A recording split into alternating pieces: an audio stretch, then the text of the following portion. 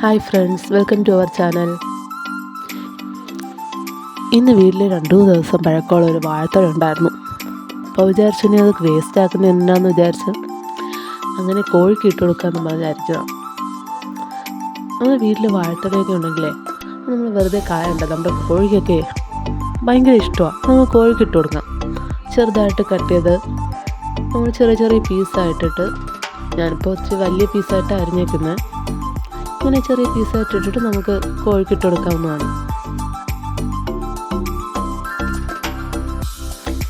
ഇതേ നോക്കിയേ, നീ ഇപ്പോൾ മുഴുവനും അരിഞ്ഞു കഴിഞ്ഞിട്ടുണ്ട് കേട്ടോ.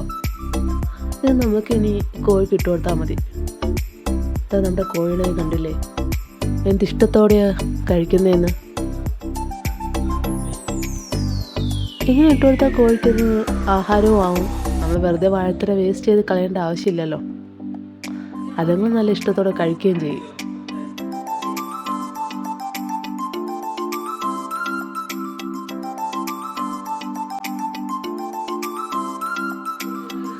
വീഡിയോ ഇഷ്ടമായിട്ടുണ്ടെങ്കിൽ ലൈക്ക് ചെയ്യാൻ മറക്കരുത്, സബ്സ്ക്രൈബ് ചെയ്യുക.